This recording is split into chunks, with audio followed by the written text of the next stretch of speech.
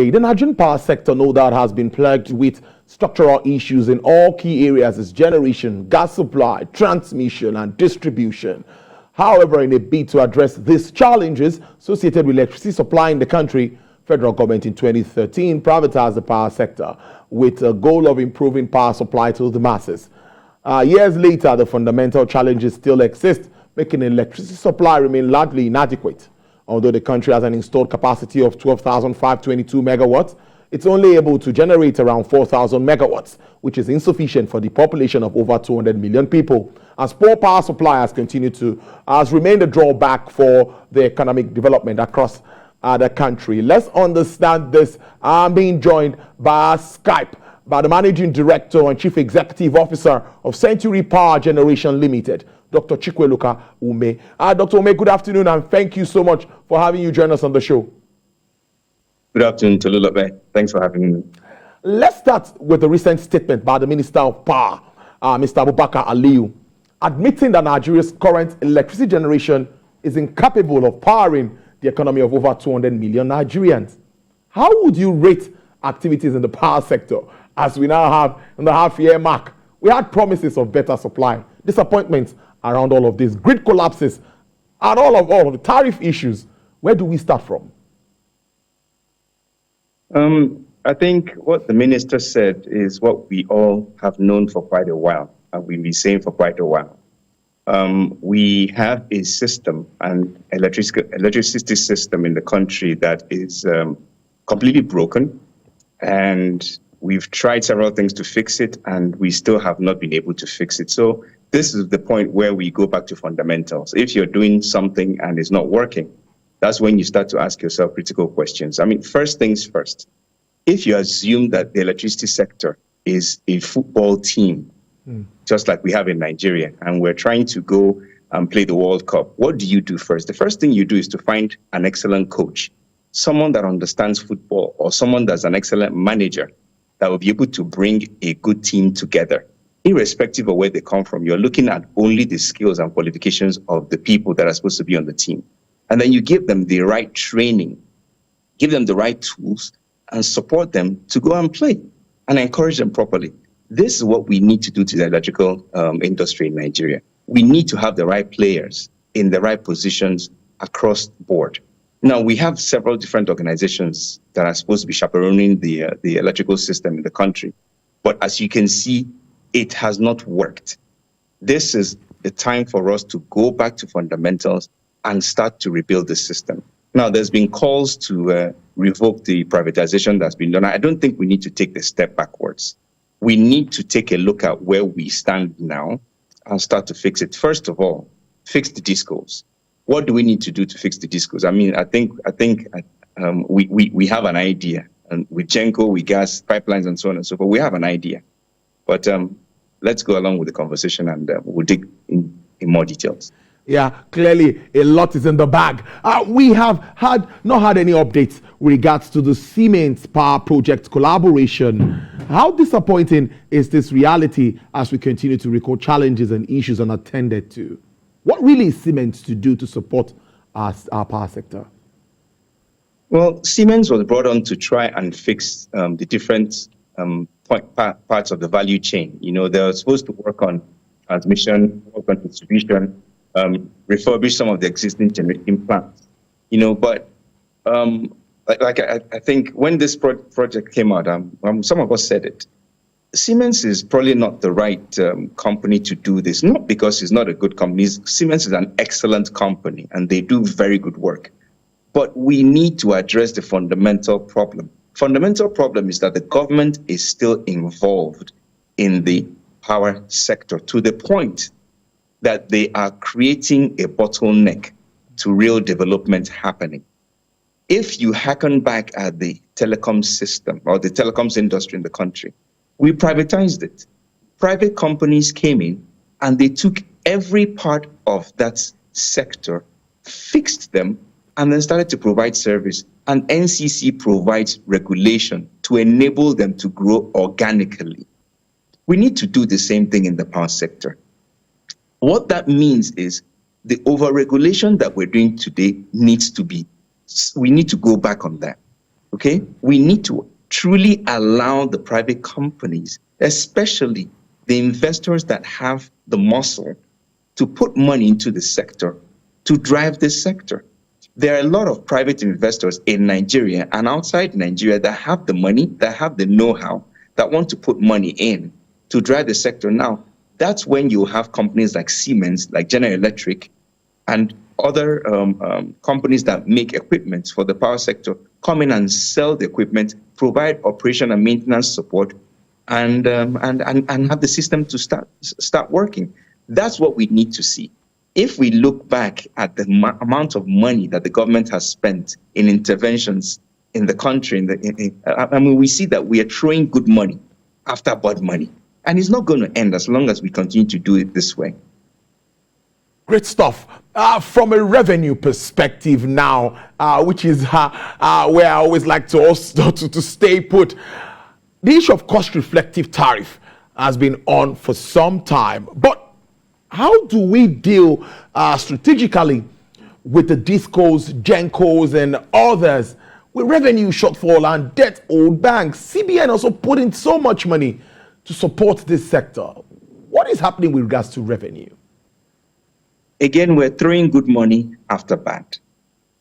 The DISCOs have one job to do. That one job is get electricity from the generator to the customers. That's their one job, and collect the money, okay? For them to do that, they need to invest real money to make their networks function efficiently and effectively. That's all. Now, you cannot have companies that know nothing or know very little about distribution of electricity who do not have access to real finance do this work. You also cannot have people regulating them who do not understand what they should be doing.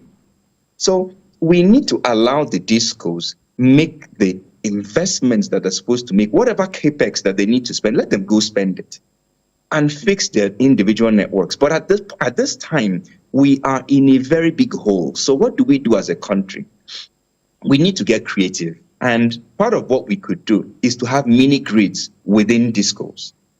What that really means is if a DISCO would allow franchise areas, for example, in Lagos, if we could break up Lekki into little pieces and have different suppliers of electricity, supply power directly within those little mini networks, right? They will still end up paying the owner of this big DISCO some kind of money for using part of their network, right? So they don't lose out, but they can get the power directly to the homes, to the businesses, to the offices, to the factories, and collect their money so that it's run as a real business. If you do that, these smaller companies will be able to go granular enough that they can get the power to the people that are supposed to get the power to at whatever rate that money is supposed to be, that tariff is supposed to be, and then collect the money to pay back everybody in the value chain, the power generator and everybody else in the value chain. This is what we need to start looking at. And we need to have the regulation that supports that. Now, the regulation is being created, is being edited and re-reviewed to allow this, but it needs to be done quicker and more and smarter. This is what we need to see, because at the end of the day, these are businesses and they need to make money. If they're not making money, then they shouldn't be here. Let's move on quickly. How big of an economic agenda do you see power, of course, infrastructure development, form the core of this whole political season ahead of next year's election? And what should the electorates be looking out for in the nation's power sector blueprint? I mean, just like the minister said, electricity is the backbone of development. And for us, electricity should be the backbone of what we're talking about going into the elections. So any candidate that does not understand that we have a huge fundamental problem in this country and it stems from electricity, then they have no business contesting. Now, I'm not a politician and I'm not trying to make this a partisan conversation, but this is what we really need to be talking about. Everything else is secondary. So they need to focus on electricity, focus also on security to make it work. If they can get the electricity in sector correctly, get it right, every part of the economy will start to make sense organically. And now it's not just talking about it. It's having the political will to make it happen. It's having the ability to create a framework where investors will trust that that politician, whoever that person is, I don't really care where the person is from, that they'll be able to trust that that person will allow the rule of law to play out in the electricity sector so that contracts are created and respected, and the sector starts to work. Investors will now bring in their money. This is what I need to be hearing, and I've only heard it from probably one candidate, but we need to have Nigerians thinking more along these lines.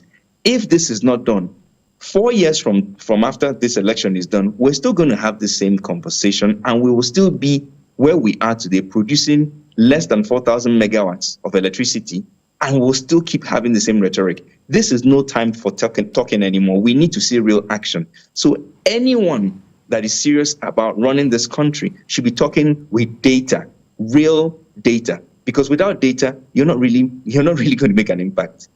I like that, real data. Let's move. Before I go to my next question, I'm looking at some of the initiatives, of course, introduced by the discos at a particular time, focusing on some areas, some locations, markets, willing buyer, willing seller, which brings me to the argument out. Do you think if Nigerians have better supply, don't you think they will pay more? Because we see all of this working in some places. I know of some markets in Lagos, in the east, in the north, where the ministry was able to institute all of this, and they don't use generators anymore. Do you think more of that can help address this challenge for our manufacturers, for our business people? What do you think? Any manufacturer you talk to today will tell you that their business is dying if they are relying on diesel-generated electricity. I mean, diesel has tripled in price over the past 2 months, and it's getting worse.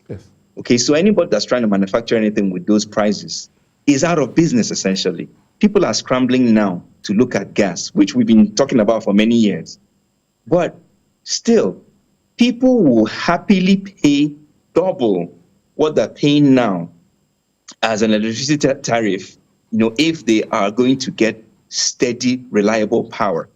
In my home, for example, here in Lagos, we pay over 54 naira per kilowatt hour. Now, that rate is probably jumped up to about 59 naira per kilowatt hour. I stopped checking after a while. But guess what? Every day we get probably around 3 or 4 hours of electricity. Some days we don't get any at all. And we are supposed to be maximum demand customers. I would happily pay double that tariff if I don't have to buy diesel anymore. And there are a lot of people like that. Now, what about the people that cannot afford to buy diesel?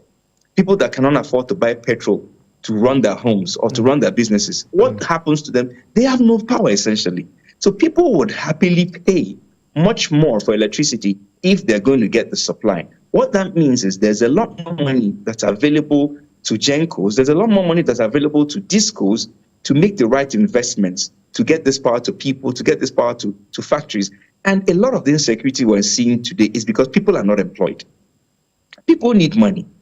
What people really need is factories where they can go work, businesses where they can create products or services or whatever, and do it reliably and compete with people importing these goods from other countries like China or Turkey or wherever, right? If they're able to do this, they will be able to create jobs. People will have the money in their pockets to buy some of these goods and services. That's all we really need. So I'm saying that people would happily pay much more money for great power if it's reliable. But that's not what we're seeing today. So, sir, let's wrap up on this note. What's the future of on-grid and, of course, off-grid power solutions, as well as this metering gap that we try to close up every year, but we yet to get to? I don't think we're up to 50% now, closing up this metering gap. No. I don't think we've even scratched the surface of metering in the country as a whole. When you look at the different discos and they quote the numbers of households or companies that they've metered, you start and you look at the real population. I mean, forget some of the data we have out there. Some of them are just plain wrong. Just take a common sense look at some of the dense population areas, you find out that some of the numbers quoted are just completely wrong. So we haven't even gone, in my opinion, up to 20% across the country of people that we need to meter. And this falls back again on the discos. This is their job. And for whatever reason, they're not doing that job. What should happen to the discos? We need to go back to the regulator. Take a look at what the regulator is really doing. Is the regulator doing their job? Is the regulator the right mix? Do they have the right mix to do their job? Do they have the right constitution to do their job? So there's a lot of looking back at what we're doing to get the discos to do their job. Then we can start talking about metering gap. Right now, we're just doing ad hoc fixes here and there. Some people have the meters, they're getting good power because discos are collecting good money from those areas. Others who are willing to pay are not getting it. So, the whole system is broken, Tolu. And to be frank, until we start to look back at the basics, until we start to put square pegs in square holes, round pegs in round holes, we're going to continue having this conversation year in, year out. Honestly, it's really worrisome. It's a good place to leave it. MD, Chief Executive Officer, Century Power Generation Limited, Dr. Chukwueloka. Do enjoy your weekend, and hopefully you have power supply. Thank you very much. I wish you the same.